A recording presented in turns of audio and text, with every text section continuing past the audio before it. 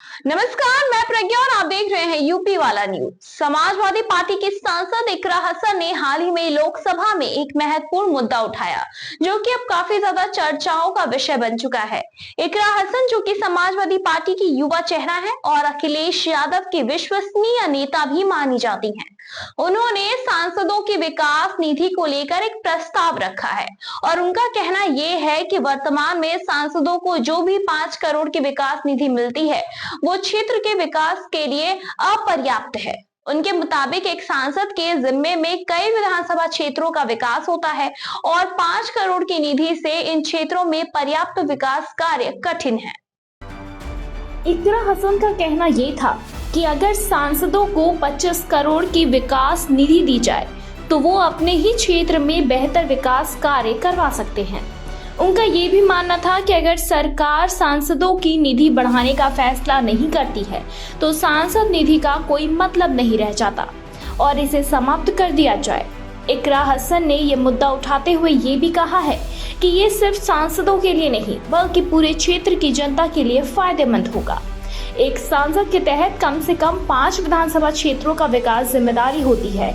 ऐसे में 5 करोड़ की निधि का विभाजन करके एक विधानसभा क्षेत्र के लिए महज 1 करोड़ रुपए ही मिलते हैं, जो कि किसी भी महत्वपूर्ण विकास कार्य के लिए पर्याप्त नहीं है।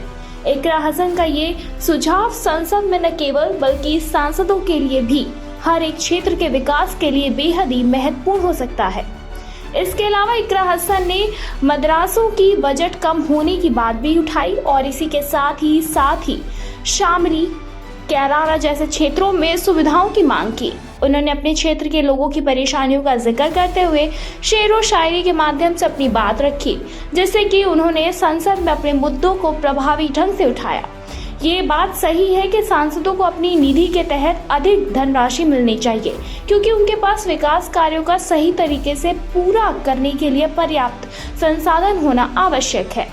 इस पर पहले भी कई बार चर्चा हो चुकी है कि सांसद विकास निधि को बढ़ाया जाए, लेकिन अब इकरा हसन ने इसे एक नया मोड़ दिया है। बताते चले कि ये देखना दिलचस्प होगा कि सरकार इस मांग पर क्या कदम उठाती है और क्या सांसदों के लिए एक निधि बढ़ाई जाती है। फिलहाल इस मुद्दे पर संसद में चर्चा शुरू हो चुकी है और ये सवाल अब उठ रहा है कि क्या अन्य संसद भी इकरा हसन के इस सुझाव का समर्थन करेंगे या फिर इस मुद्दे पर अब पूरी राजनीति की नजरें हैं और आने वाले समय में इसके परिणाम को भी सामने लाया जाएगा। फिलहाल इस पे आपकी क्या कुछ राय, हमें कमेंट सेक्शन में कमेंट करके जरूर बताएं।